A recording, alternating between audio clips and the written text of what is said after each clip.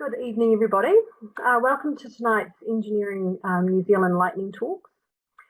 Tonight is a collaboration between the Transportation Group and Intelligent Transport Systems, also known as ITS. My name is Ellie and today I'm going to be talking about equity and transportation through systematic safety. Firstly, I am originally from Gisborne, so here's a shot of Gisborne. I studied civil engineering at Auckland University, and while I was there, I was really lucky to get involved with Generation Zero, a youth-led organisation that works on climate change policy, and they really sparked my interest in working in transport, in particular sustainable transport. So I was fortunate enough, I worked 2 years as a grad in a large consultancy, but I'm now at MRCagney, New Zealand's largest sustainable transport consultancy. And today I just wanted to talk about how equity, sustainable transport relate and how systematic safety can help get us sustainable transport. So why do I think sustainable transport provides equity? I think a really important reason is intergenerational climate justice. A second reason is that some people cannot or prefer not to drive due to age, disabilities, low income, or health and environmental concerns. And then I think we also need to consider the fact that safety impacts different people, and it's both perceived and actual, and the way that it impacts someone means whether or not they can take a trip. And for example, this is a picture of some kids. A recent study found that independent mobility, a kid's ability to move freely, has reduced significantly in the last 40 years, and traffic safety is a key reason for that when parents cite. So something I'm really passionate about is systematic safety. If you ever enter the MRCagney office, every day you will surely hear me say, is that proactive or reactive safety? And so in countries like the Netherlands, they see safe urban mobility as a basic human right. Many people have heard of the concept Vision Zero, that is we should accept no deaths and serious injuries. But a second element to systematic safety is the idea that the ability to safely move by your selected mode is prioritised over moving any other mode quickly.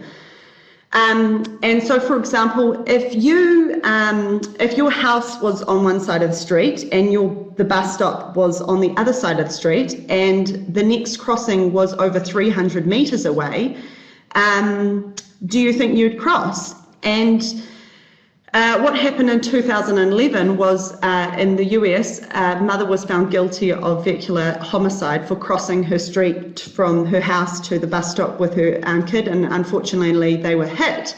But if we really took a systematic safety approach, it is the designer's responsibility to ensure a safe environment.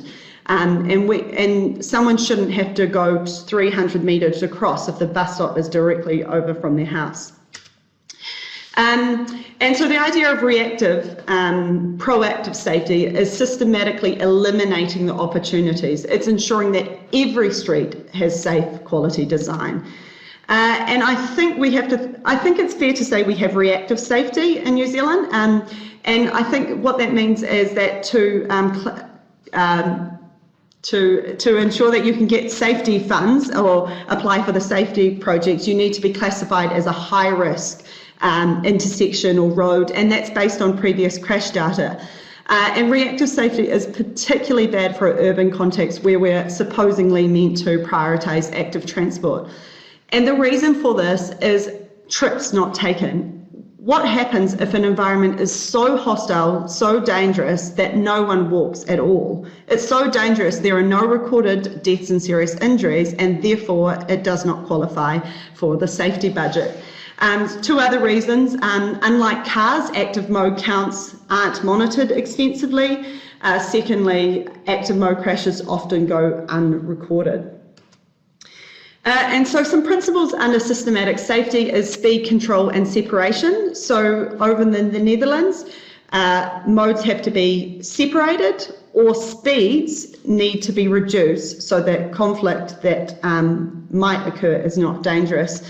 And so I think what's interesting is that the idea that the proportion of streets with low operating speeds is actually an indicator of equity. And the reason for this is that once you reach a certain speed, cars monopolise and no other mode can share the space. And so a lot of people think of the Netherlands and they're like, wow, it's amazing for cycling. But yes, every street in the urban network is cyclable by all ages, but actually 80% of those streets are made all ages abilities by simply making sure that they're designed so cars can't travel fast. And so here is an example where it's Straat in Amsterdam, where they actually removed the cycle lane and they instead retrofitted it with a bicycle street. And the bicycle street is again that idea of low traffic, low speeds, where cars are guessed.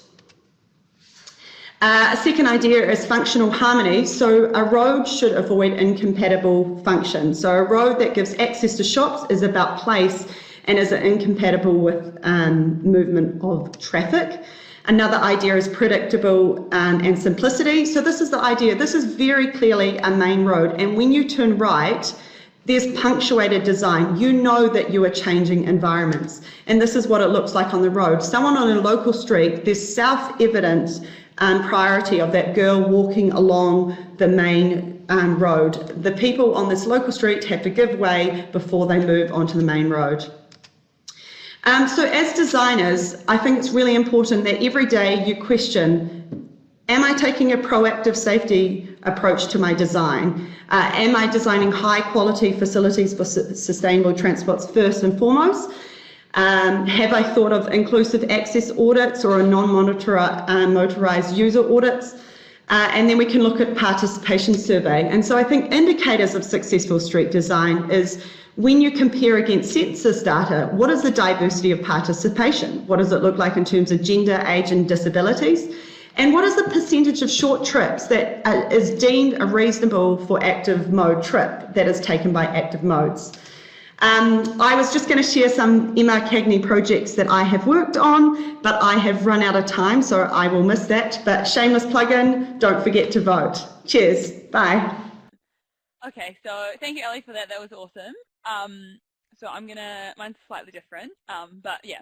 So I'll just start. Hi, I'm Maddie Salter. I work as a graduate transportation consultant at Harrison Grayson in Parnell in Auckland. So this is kind of my story of how I got into the transportation field. It's quite unconventional, and it started with pizza, free pizza, in fact. So, yep.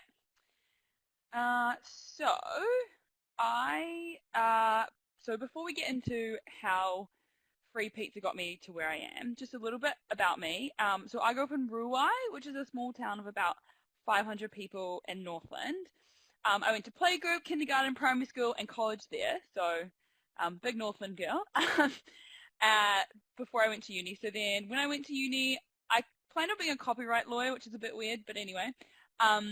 I was really kind of just keen to get into the big city. I really wanted to go to a Rock Hall, which I did, and that was really fun. So alongside the law papers, I took some art papers. Geography was one of them, and I really just fell in love with it. Studying human geography gave me an appreciation of the movement of people through places and spaces, and sparked my curiosity about how and why people do what they do. So after my undergrad, I continued on to honours in geography. I eventually wrote a dissertation about the Housing First policy. So what I've kind of come to learn in life is that everything is interconnected. Even though I wasn't studying transport, it all feeds into the wider process of the impact and how we're impacted by transportation. And now I'm doing a Master's of Public Policy, which is just another story in itself. Yeah, it's a bit stressful, but that's fine. After uni, I left with 2 degrees, lots of student debt. I was out in the world by myself. It was kind of scary, but first I worked at NZME, so that was really fun. It's a really cool company to work for. I was a sports support specialist. And then in the middle of 2018, I packed my bags and moved to Orlando, Florida to complete the Disney Cultural Representation Program, which was one of the coolest things I've ever done. So where does the free pizza come into this? Well, in between NZME and going to Disney, I received this very standard looking email from UOA's Career Development Employment Services. So I thought no one really ever gets jobs from these, but you know, there was free pizza, so I was there, and nothing bad ever really started with free pizza. So I walked around, talked to lots of different consultancies over a slice of Domino's pizza. I would have preferred house, but that's fine. And I got an email from an HG person, and then I sent my CV through, and long story short, I got a role there, which they held for me when I was at Disney, which was really awesome of them. And yeah, so what I'm trying to emphasize is that you don't have to take a traditional path into transport. Many different people from many different backgrounds get into transportation. So what do I do on a daily basis? So I focus more on the transport planning side of things within a team of transportation professionals. So there are engineers that I work with, but yeah, I do more of the planning kind of stuff.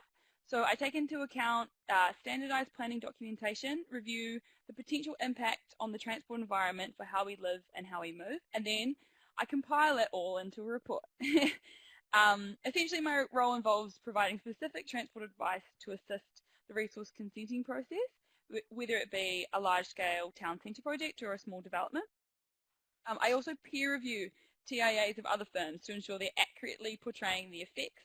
And sometimes I get to conduct road safety audits, which is looking into a plan and seeing where the holes are in terms of safety and assessing the severity of the impact and the likelihood of them occurring, and then suggesting potential mitigation measures, which is kind of fun. So what I would just like to say is that it's all about the skills. So a lot of the skills that you learn, you know, in your part-time job through uni or your university degree are transferable into this role.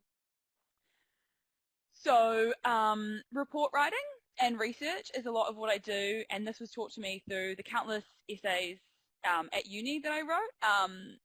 So those are things that I do on a daily basis. And then I make sure, you know, critical analysis is a huge part because you want to have the best outcome for your client. And that is also taught to you through uni. Enthusiasm, woo! Saying yes to tasks that you're not quite sure about will take you places you never thought you'd be.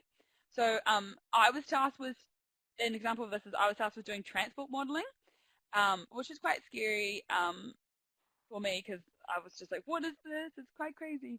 And now it's definitely one of my favourite parts of the jobs. I kind of feel like it's like a computer game, kind of like Need for Speed a little bit, but not really. But anyway, another huge part of my role is effective communication. So this is within your team, to different clients, to Auckland Transport, you know, the list goes on. And then that's just a skill that you develop throughout life and, you know, in and out of work, at uni, at your part-time job, throughout uni, all that kind of stuff. So what I'm trying to emphasize here is that you don't have to have an engineering or planning degree to have skills that are related to transport planning. And then here's a picture of a really cool, kind of scary looking roundabout that has a very good safety record, weirdly enough.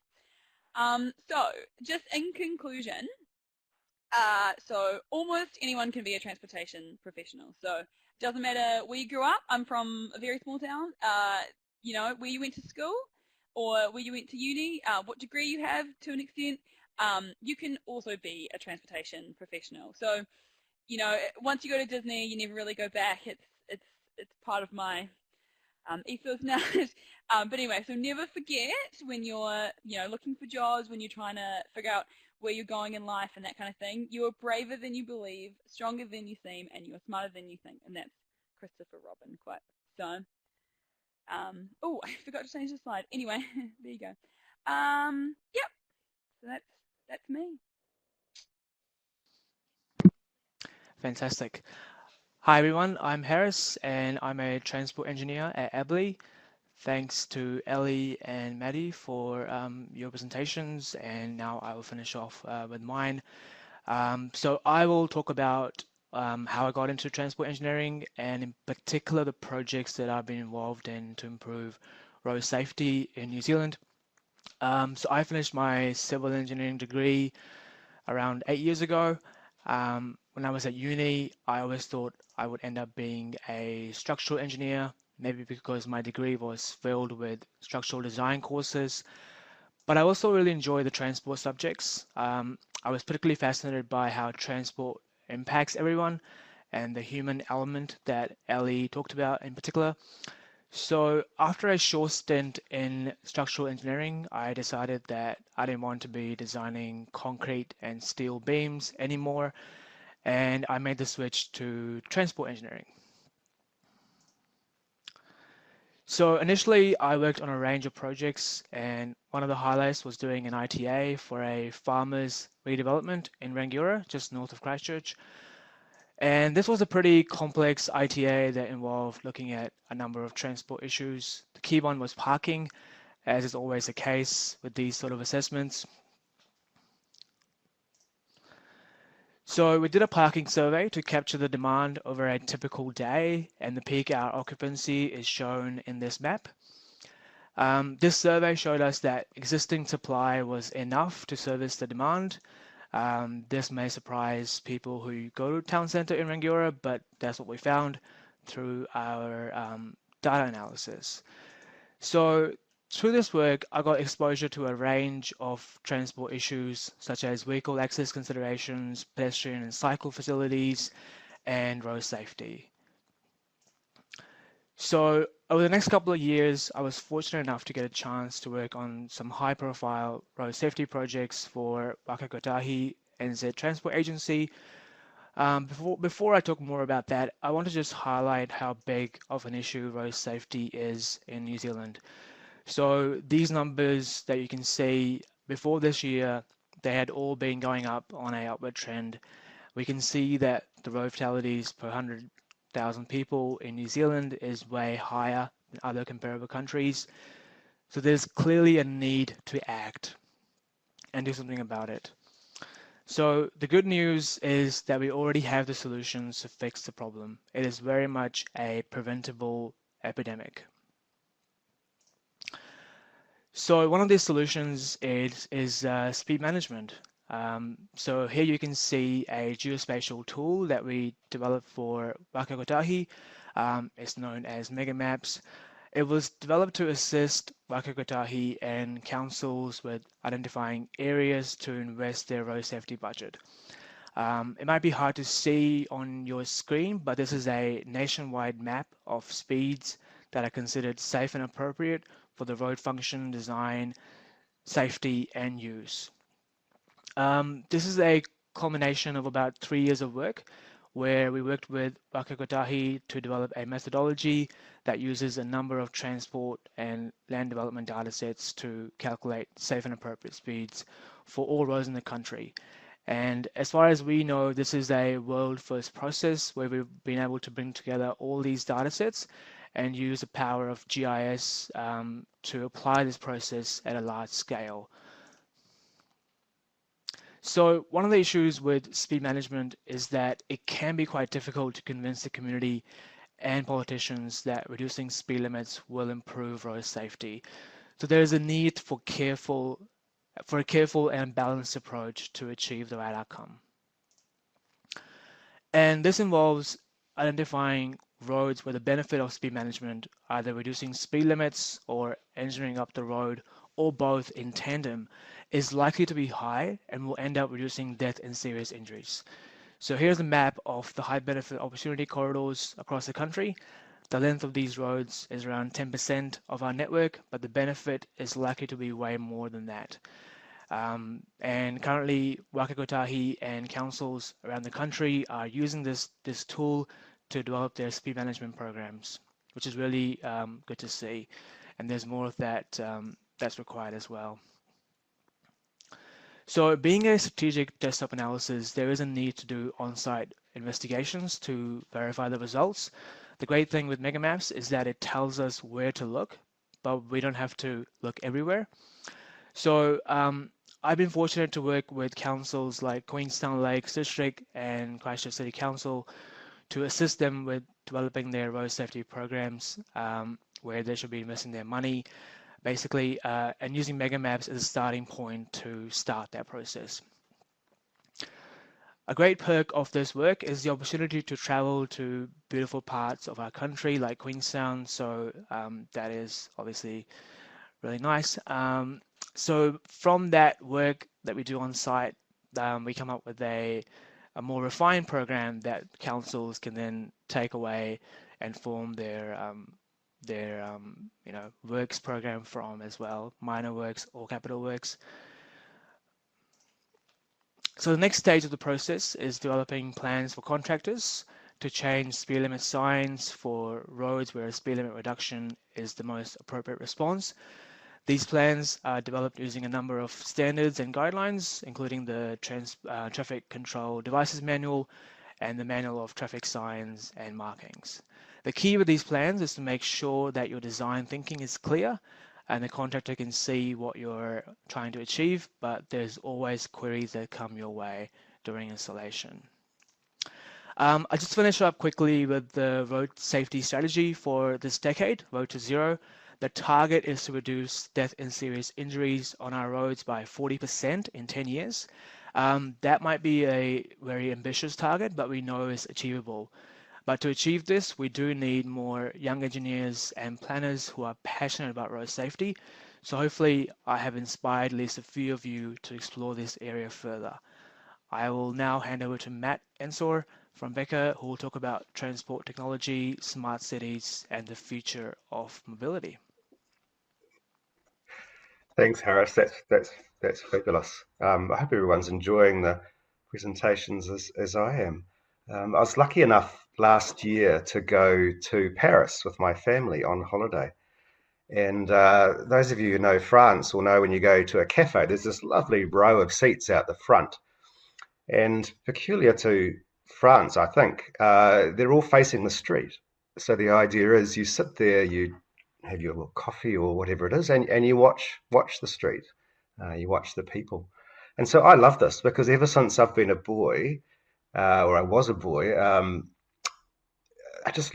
traffic fascinates me. I would sit out there and watch the traffic signals go round and people drive past and the public transport. And so I was one of those people that never had any doubt whatsoever what I'd be doing for my career.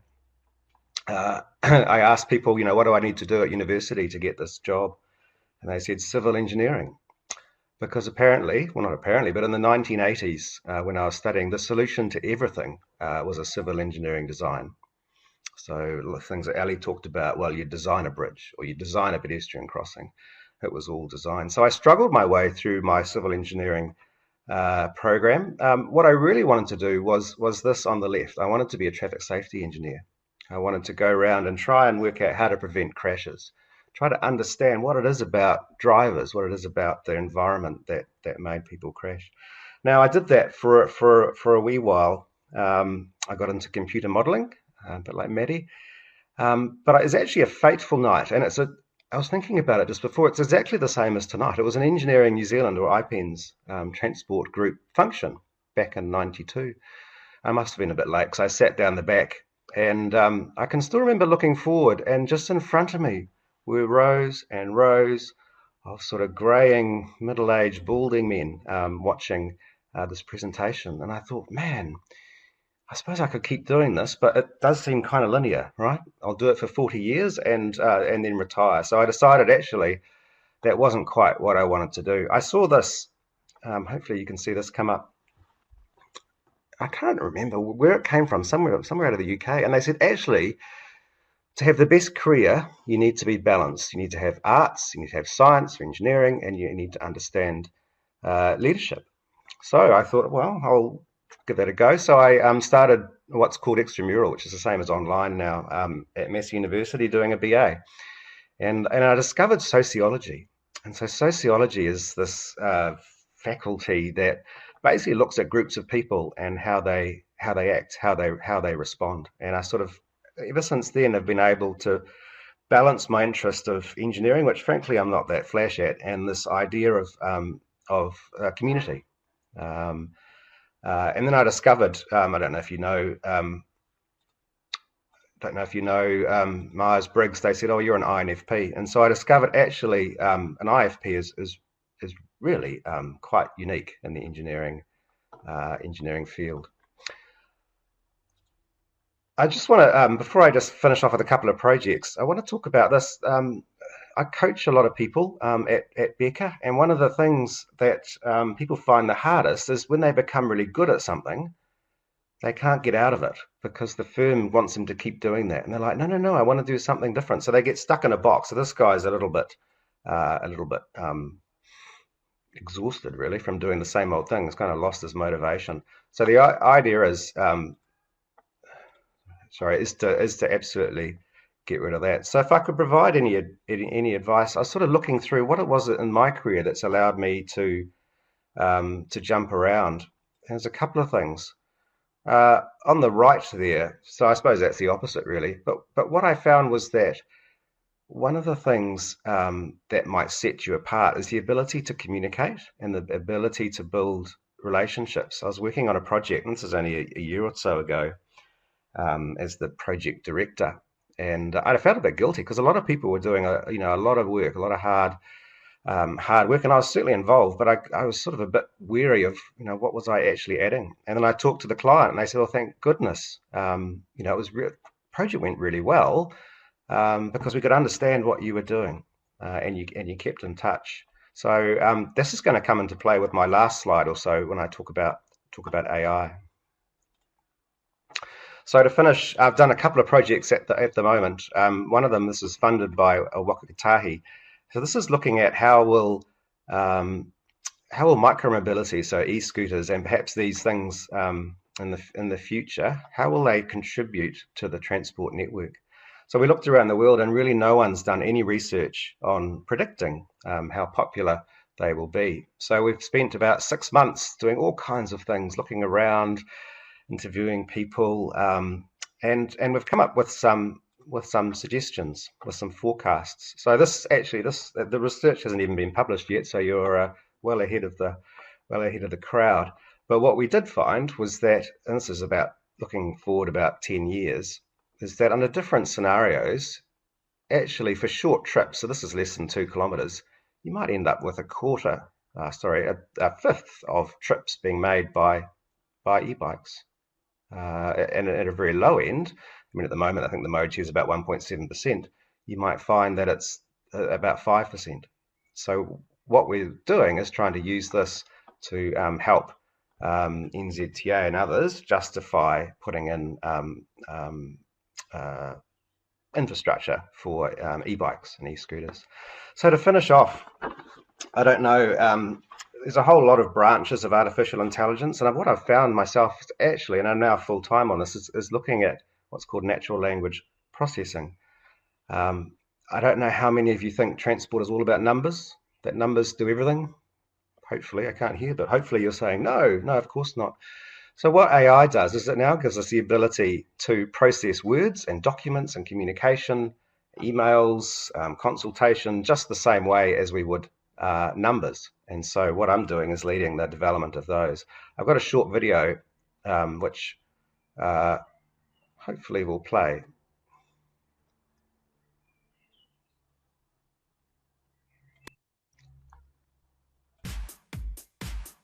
Turn the volume down. So what this is it's I've designed something which is sort of immersive, so you can move around and look at different things, different scenarios, but actually have a conversation with the AI about what you think. And the AI is designed to speak in the language that you like.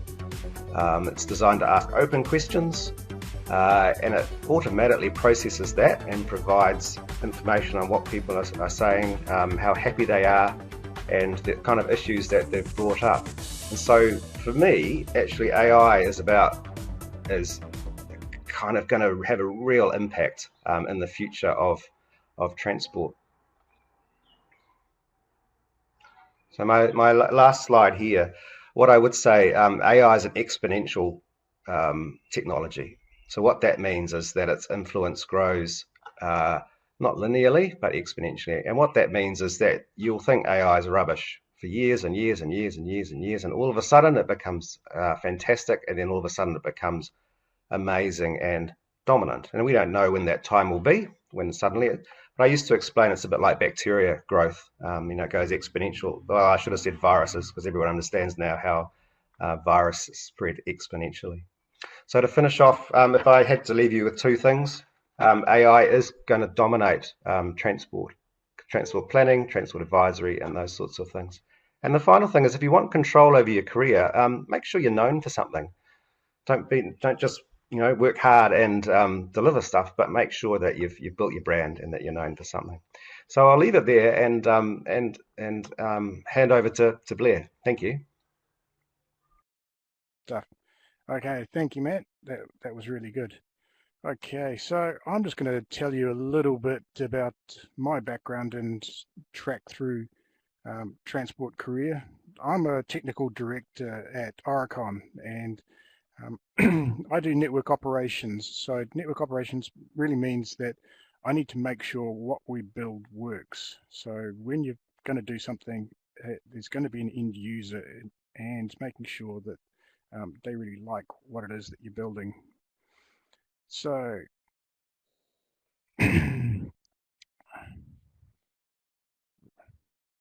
right, not a lot on that page, but anyway, I started off looking at broken roads. One's not really as bad as this, but I came out of engineering when there was a recession. There weren't really many jobs around, so the job that I got was to go around and have a look at the roads and work out why they were failing and what types of things were happening on the roads, and looking at, well, okay, if there's that type of failure, how do we stop that happening again? So I was really understanding the rocks and what happens underneath the roads, and then how to repair them.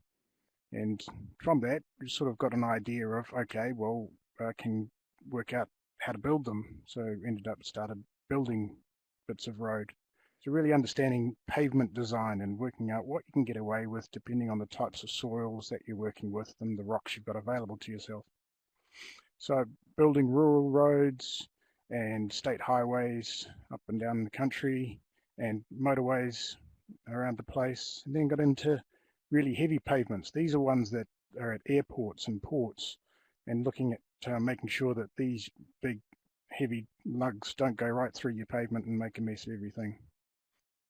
After a while I got a bit bored with that and decided, well, let's see if I can move the traffic around on top of the roads. So I got into traffic engineering and making sure people understood where they were supposed to be on the roads and where they needed to turn and what place you wanted them. So getting that message across to the people that are building them and getting that design working well. Sometimes it didn't work and there were still crashes. So I started getting into safety engineering, sort of like Matt's starting point, and getting into safety auditing, looking at what went wrong, what were people thinking, how did they get confused, and really trying to get my head around that so that we could redesign things better and help people design better. Now, I've worked overseas in a lot of different places. I've worked in every continent on the planet. And just one of the places I worked at was a place called Brunei, which is in Borneo.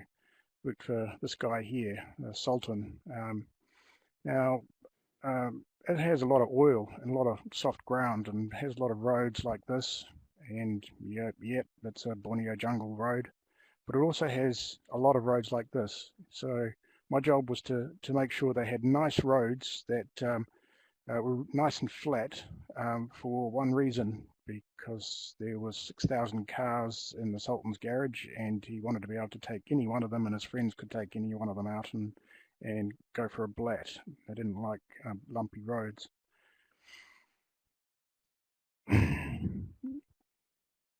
So other areas next to Brunei was Singapore, which is a place I started working in, and looking at the traffic engineering again and going, okay, well, there's technology around to tell people where to move on the roads and what we want them to do on the roads. So I got into the ITS, Intelligent Transportation Systems, and really getting the messages across electronically and helping with their tolling system, early tolling systems in Singapore. But Singapore was also having crashes, and they asked whether I could have a look at that and see if I could work out what was going on, and organised teams from New Zealand to go up there and do safety audits. And then after a while got into training the locals, so I became a teacher in safety audit training for the Land Transport Authority in Singapore. Moving on, coming back to New Zealand in between times, I ran the Traffic Management Centre in Auckland for Wakakatahi. At the time it was called Transit New Zealand. And this new thing called the interweb was starting up, and I thought, well, hey, what if I told people where the congestion was? Maybe they could help me out and not go to where it was congested. So I started up this web page with where the traffic congestion was, and won an award for it because 3M thought that was pretty good too. So they gave me an award, and one of the prizes of that award was a trip to the USA to go around and have a look at a number of traffic management centres and go to their head office in Minneapolis and look at all the new technology that was around. One of the things I found over there was ramp meters and ramp signals. And I thought these were pretty good, and I brought them back to New Zealand and then tried to convince the Wakatahi board that if we put these things in, we'd get far more people down our motorways by just holding them up. So it was a bit of a hard sell, but got it through and explained how the ramp meters worked and got some trials going, and they were so successful they rolled them out all over Auckland, and showed the productivity gains that we could get, what speeds we were trying to get. So keeping the speeds up on the motorway got a whole lot of people through this network faster and more efficiently. So back into rocks again. I've worked on a lot of tunnel projects recently in Sydney, but this is one in Auckland, and this is Alice. She helped us with a bit of work in Auckland, put this great big hole in the ground.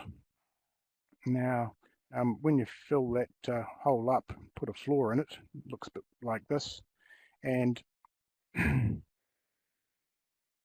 my job was commissioning, making sure all the fire service systems worked and emergency jet fans and things like that. So making sure when you put a fire on, all the water comes down.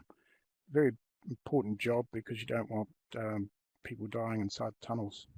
Also been into electric transport, autonomous vehicles, and getting autonomous vehicles and mobility as a service to work together. So there's all sorts of digital disruptions that are heading towards us. And like Matt's saying, we've got micromobility just jumping out at us, all different types. And really, we've got to get our heads around how we deal with these things. So this last job I'm currently working on is trying to get people across from one side of Auckland to the other by using cycles, walking, and micromobility. And a couple of things to think about in your careers. Take every opportunity you can. Sort of like Maddie, take up the challenges. Work in challenging situations and travel when you can once COVID's over. Get to as many places as you can and learn a lot. Work with great people. They always rub off on you. Be flexible and nimble. Don't be too stiff about what it is you want to do. Network. Get to meet as many people as you can. And don't judge too fast or have tunnel vision of where you think you must go. And align your desires with your employer. If you don't like what they're doing, go and do something else. Be better for both of you. And things are constantly changing. Micromobility wasn't here 3 years ago. Cell phones weren't here 10 years ago. So get used to it. It's all going to change. And be people focused, because at some time, whatever you make, people are going to use. All right. Thank you. Thank you. Question here for Harris, actually. Harris, what factors did you consider to figure out what roads had a high benefit by lowering the speed limit in the GIS tool? All right. Thanks, Jeanette. And thanks for that question as well, because I didn't get enough time to go into detail in my presentation. So in terms of the factors that we look at, one of the things that we do is to be proactive in our speed limit setting process, and also identifying areas that a reduced speed limit or investment in infrastructure can give us a reduction in road trauma. So factors that we look at are largely inherent road factors like the land use, is the road alignment curved, winding, tortuous, because winding, tortuous roads tend to have a higher rate of curve crashes, loss of control crashes. So the road environment is really important. We also look at the crash data as well. So we're lucky to have a centralized system of crash data that's managed by the police and Whakakotahi. And so we can easily use that data, overlay it on our road network, and understand where the crashes are happening. But we are tending to move away from the crashes only and going towards being more proactive. So we are addressing the concerns before the crashes actually occur. So it's a mixture of both proactive and reactive factors that are considered. Great. Thanks, Harris. There is another question, and before I go on to that, I just want to say it's great to see that you guys are looking to be more proactive. But this is another question, actually, I think, for you. So, are the speed limits determined based on an 85th percentile speed also? Yeah, so the 85th percentile approach is now fairly outdated. We moved to a approach that is looking at the road factors, like I said. So we are moving away from the road user defining the speed, but looking at what is the design of the road, and what is the safe and appropriate speed the road is designed for. So we do look at operating speeds and look at what we need to do to achieve compliance with the set speed limit. But the 85th percentile approach is now considered quite outdated, and the new research is pointing us to be proactive and set speed limits that are appropriate for the road function and design. Do you think it's recommended to leave New Zealand at some point in our careers in order to progress our careers? Yes, I think it's really good to get out and about and just really get a feel for what else is happening in the wider world. There's so many things overseas that when you see them, go, oh, that's really what we should be looking at. I've been to a number of ITS World Congresses, Singapore, where they had a lot of new technology, which was really great. Copenhagen, where you see what they're doing with cycles and micromobility. Go to Detroit and you see all the autonomous vehicles all working together, and you just go, these are all things that a small place like New Zealand can really just pick and choose, but unless we know about them, then we're not even going to investigate them. So I think you really need to be travelling around and try to work in these different places and see how they've dealt with problems and see whether they're things that we can use and innovate into our business. There was another one here for Blair, if we've got a few seconds to do that. What are roles of experience versus evidence-based analysis in transport engineering work, e.g. in safety audit on a pavement design? Well, everything needs to have a bit of evidence behind it, but you can get that from working with a number of good people. If you're working with teams, bounce ideas off each other, and someone will be able to go, oh yeah, I know something about that, and then go and find some evidence about it. I'm currently doing a thesis on micromobility, and like Matt said, there is no information about it at the moment, so you can't go around looking for evidence of it because it doesn't exist yet. So you've got to take your past experience, adapt that, and go, well, this is probably where it's going to end up, something like this. Aim for something. It'd probably be over here or over there, but at least have a go. I feel like we need to give Maddie a question too. So If you had one top tip for those wanting to get into transport, what would it be? I guess just like showing up. So go to transport events, go to, the free pizza events. Just, make sure that you're turning up, showing face, and talking to people, like having conversations. That's really important. Yeah. So I think, just realize that transport impacts every sort of facet of life more than you could ever even imagine, and then it's always interesting. Yeah. Get amongst it. Well, we don't have any questions left, so I would just like to thank all of the speakers, and thanks Armin for joining with us. It's been awesome.